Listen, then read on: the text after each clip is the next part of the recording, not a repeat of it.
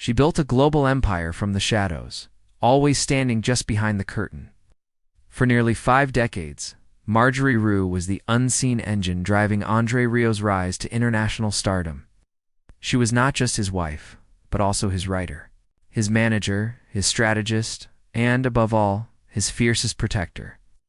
Together, they conquered the classical music world, transforming waltz into a global phenomenon. But now, after years of working silently in the background, she is stepping away. The reason is deeply personal. Following a tragic shift in André's health, their lives changed forever.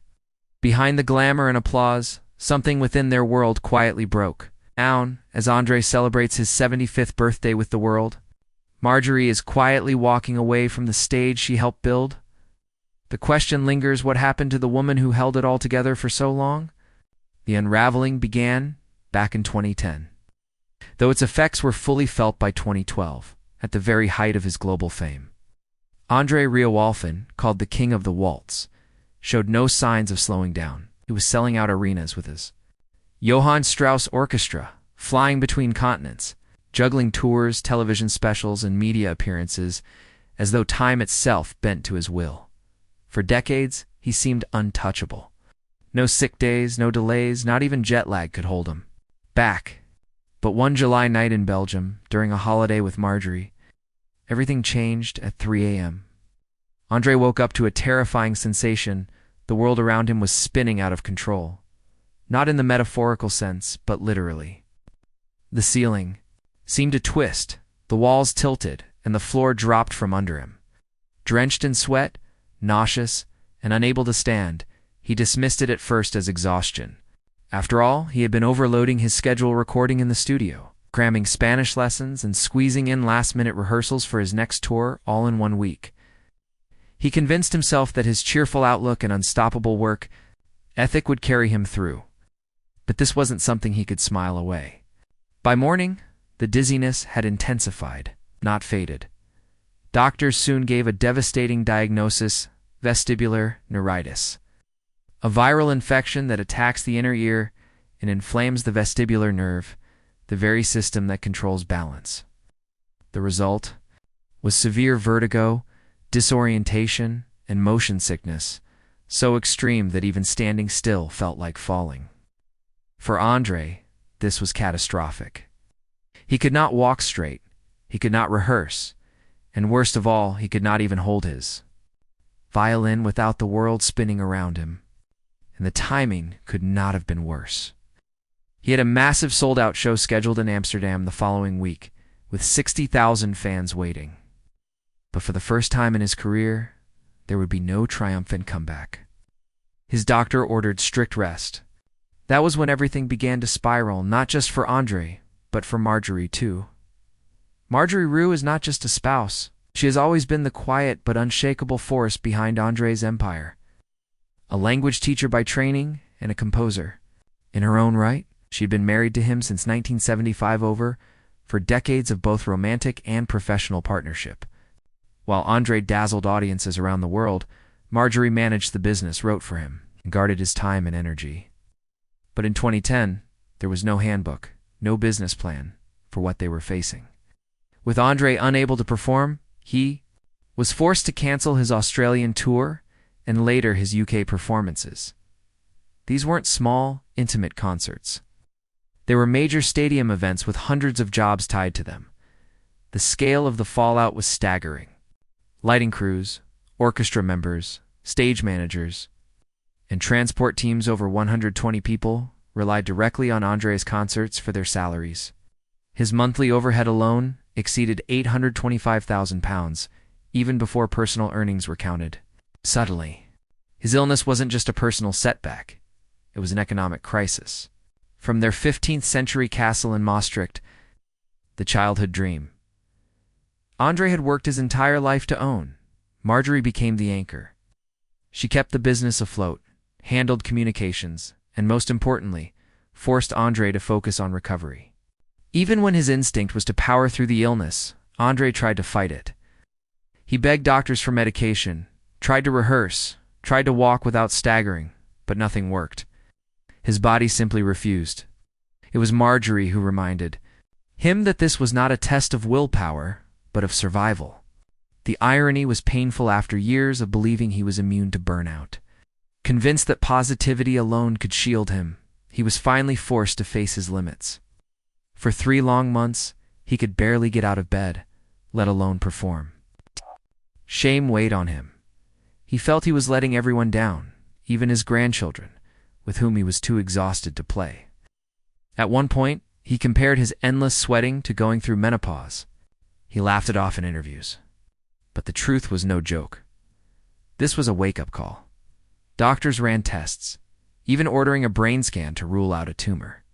Thankfully, the results were clear. But recovery remained brutal.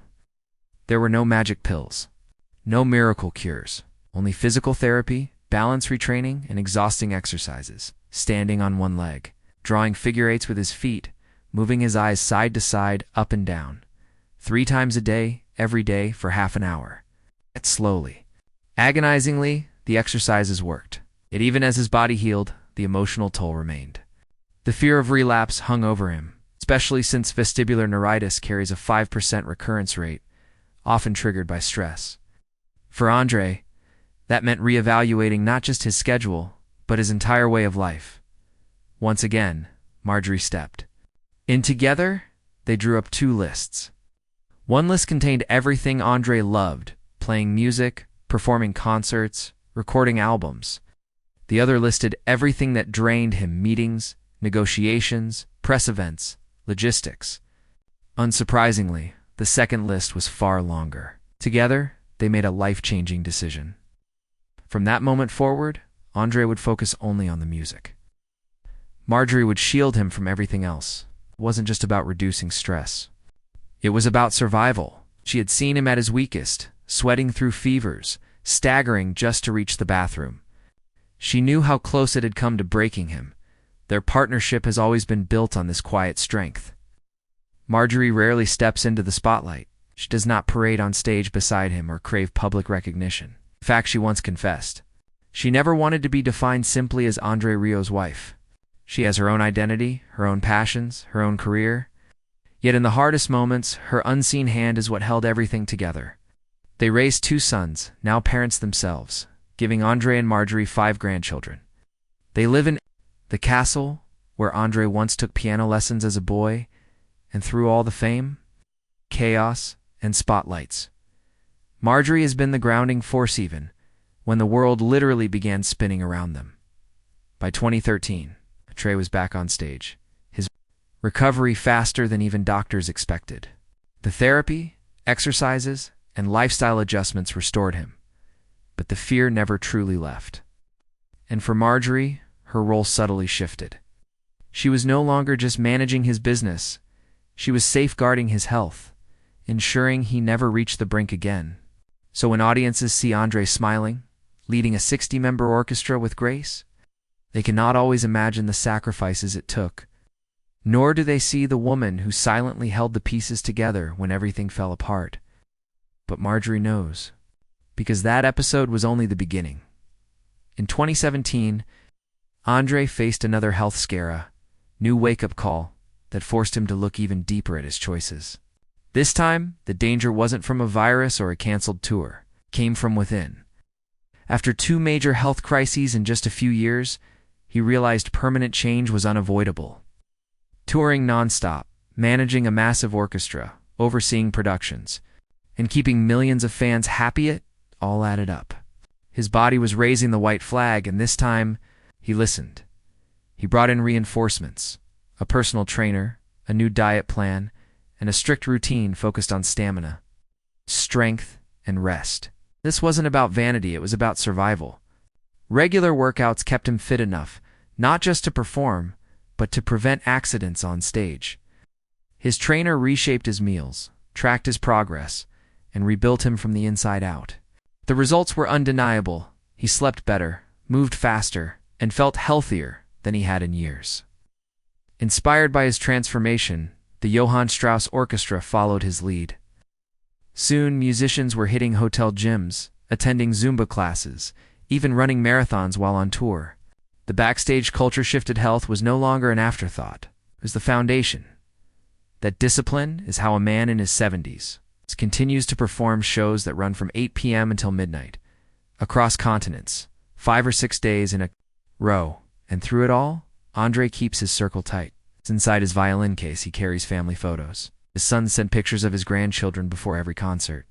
His wedding ring hangs on a chain, not on his finger, to prevent accidents while playing. These may seem like small rituals, but for him, they are anchors.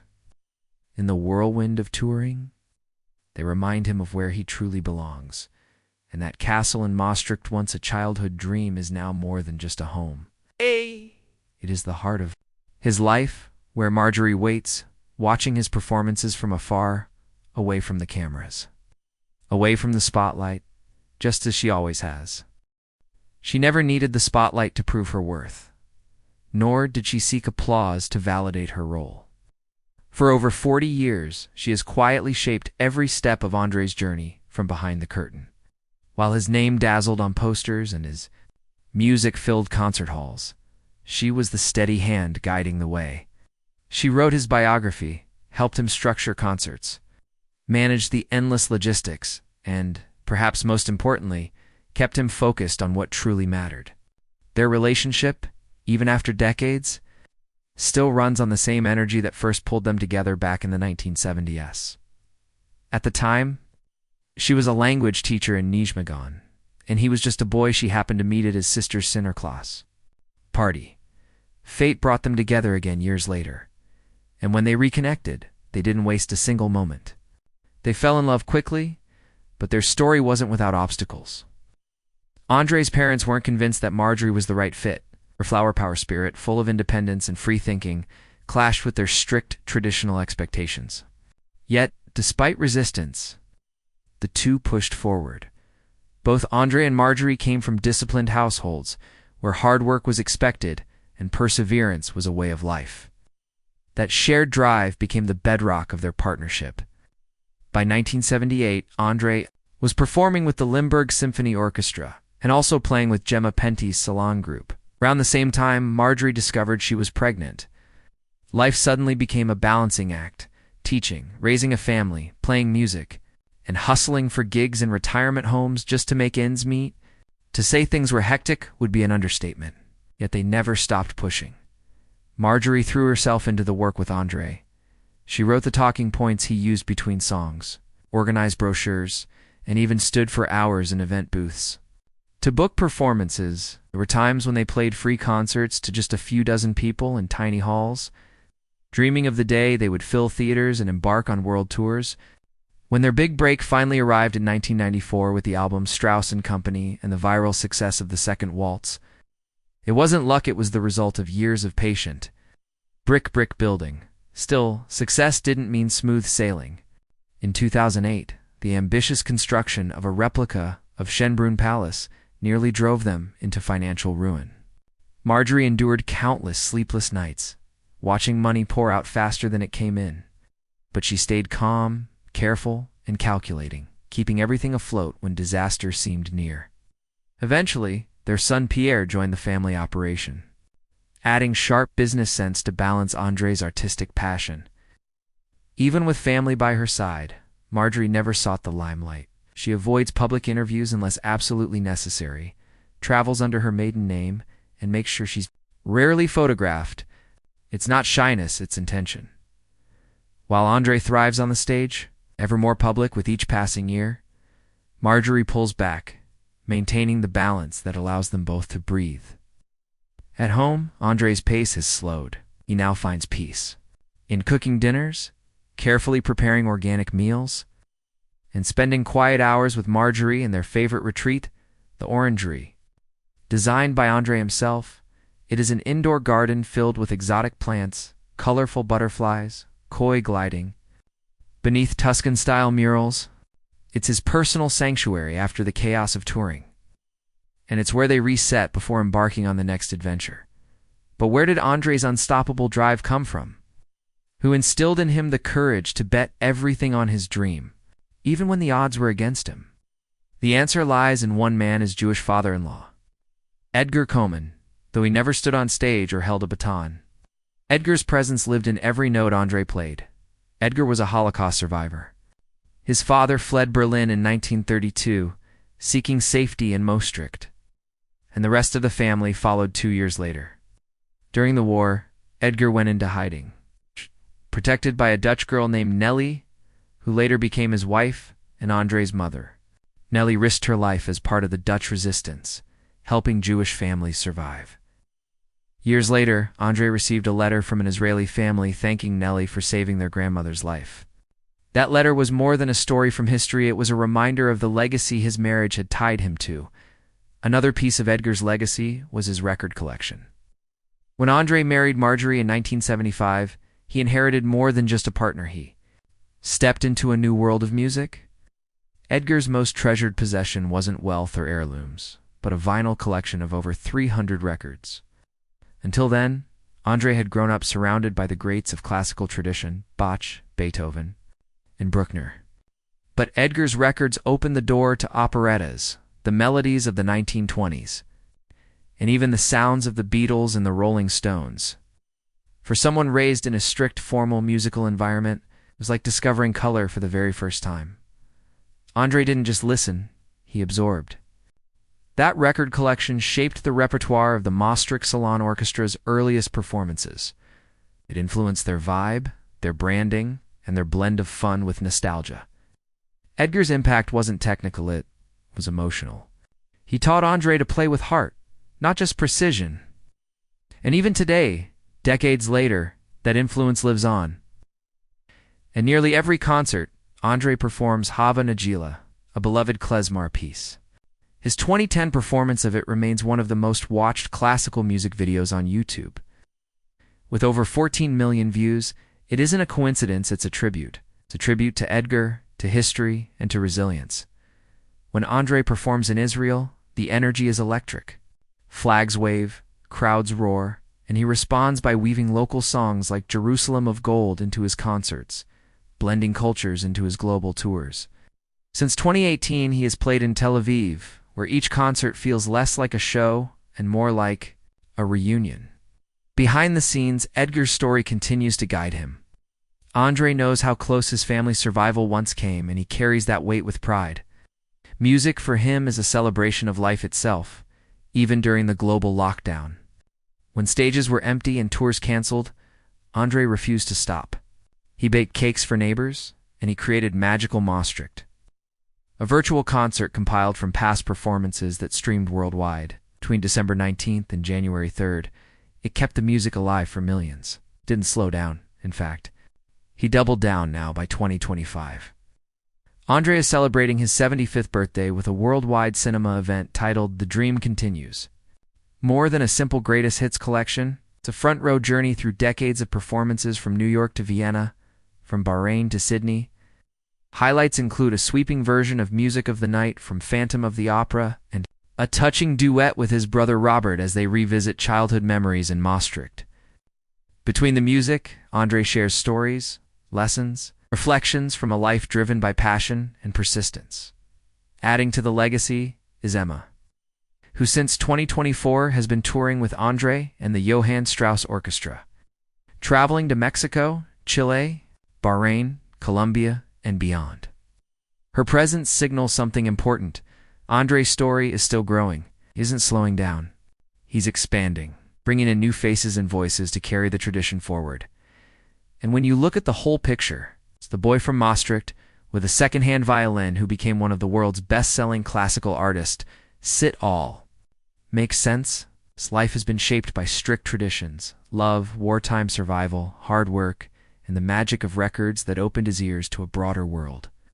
But none of it would have been possible without the quiet forces behind him. Edgar Coman, whose legacy shaped André's heart, and Marjorie, who carried that legacy forward with every decision, every tour, and every sleepless night. So when Marjorie now steps back, leaving the tours, buses, and long nights backstage, it isn't because her role is over. It's because she has already fulfilled it. The world sees André, but Marjorie built the foundation. She carried the dream when it was barely a spark. And now she watches quietly as he fills stadiums across Sydney, Vienna, and Tel Aviv. Every Note carries their story from war-torn Berlin to triumphant world tours. This journey never began with fame. It began with love, resilience, vinyl records, and the kind of support that never asks for credit. And as André marks his 75th birthday, with Emma rising and the orchestra still playing across continents, the answer to the question of what comes next is simple.